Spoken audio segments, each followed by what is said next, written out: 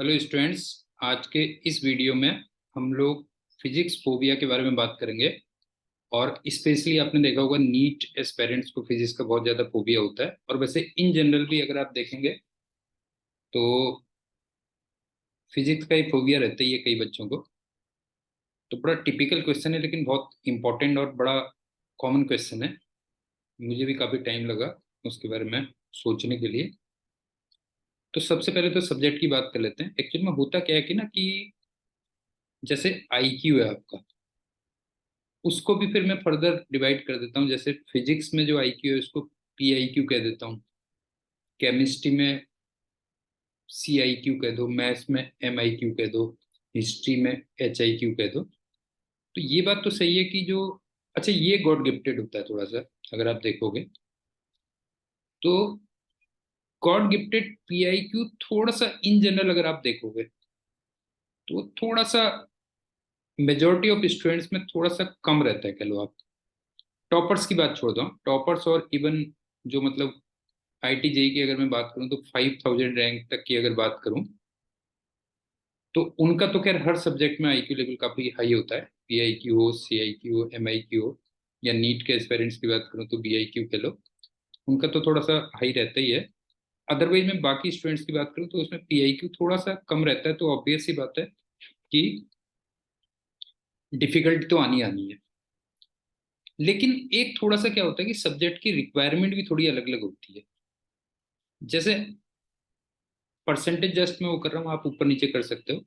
जैसे अगर मैं मैथ्स में अगर देखूँ तो मैथ्स में थियोरेटिकल जो पार्ट है वो 10% है, और न्यूमेरिकल पार्ट पे 90% है। मतलब आपने थ्योरी समझने में आपको उतने प्रॉब्लम नहीं आएगी, लेकिन फिर उसमें वैरायटी ऑफ क्वेश्चंस बहुत ज्यादा हो जाते हैं मैथ्स में। केमिस्ट्री में अगर मैं देखूँ तो थियोरेटिकल बहुत ज्यादा है, मतलब आपको याद करना है, ये तो हर कोई जानता ही है। 90% पता लगा थियोरेटिकल है, बाकी 10% फिर आपका न्यूमेरिकल पार्ट हो गया, कह लो।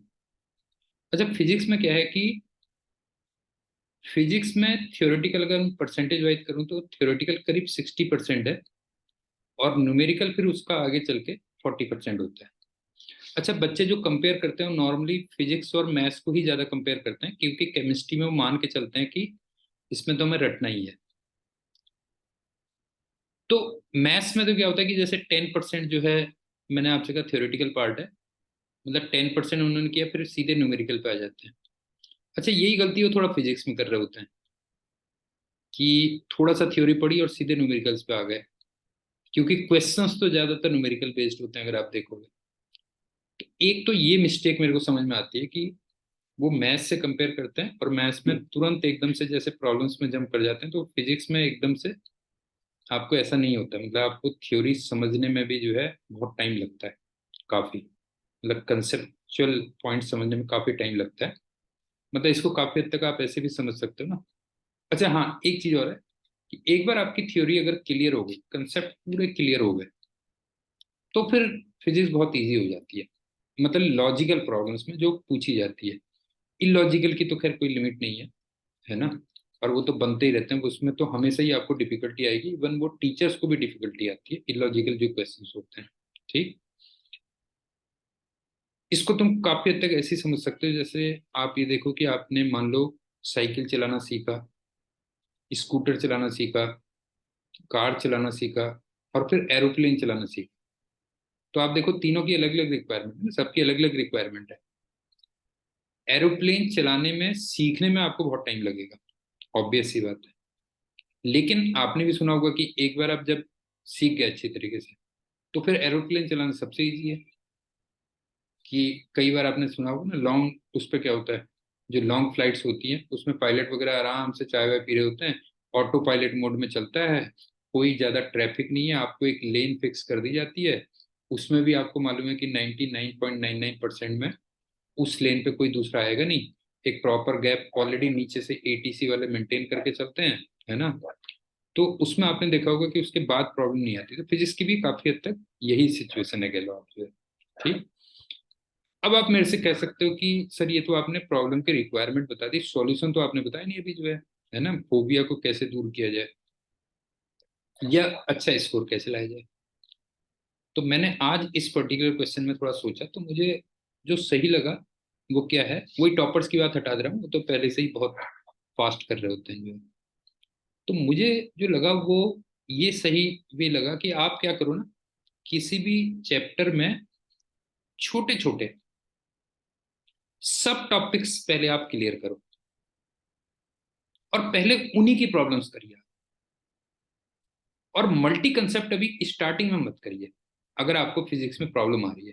जैसे मैं एग्जांपल देता हूं कि मान लो रोटेशनल मोशन आपने चैप्टर उठाया, तो एक सब टॉपिक आपने पकड़ लिया कि मैं मोमेंट ऑफ इनर्शिया करूंगा। अब पहले मोमेंट ऑफ इनर्शिया को आपने अच्छी तरीके से थ्योरी पढ़ ली, जो भी उसमें थ्योरम्स है उनको कर लिया।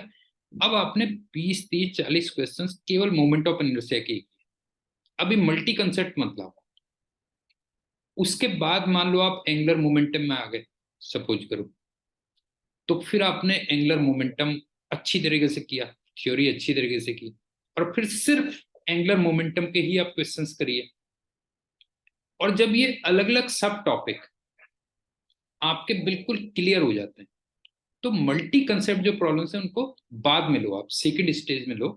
तो मुझे लगता है इससे आप अच्छा, काफी क्वेश्चंस जैसे नीट वगैरह में, तो अगर आप देखोगे नीट में या जेई मेंस में, उसमें तो ये जो मैंने सब टॉपिक्स बताए इसी से बेस्ड क्वेश्चंस आ जाएंगे, उसमें तो आप वैसे ही अच्छा स्कोर कर जाओगे।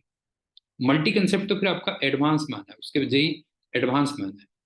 इसी टाइप से मान लो मैं काइनेमेटिक्स अगर पढ़ाता हूँ, सपोज करो, काइनेमेटिक्स में आपने जैसे यूनिफॉर्म मोशन पकड़ लिया, पहले यूनिफॉर्म मोशन के क्वेश्चंस कर लिया आपने पूरे कई सारे, फिर यूनिफॉर्मली एक्सीलरेटेड मोशन पकड़ा, फिर उसके क्वेश्चंस कर लिए। तो मेरे ख्याल से ये वाली अप्रोच आप ट्राई करिएगा, इससे आपको डेफिनेटली हेल्प मिलेगी। So thank you and good day.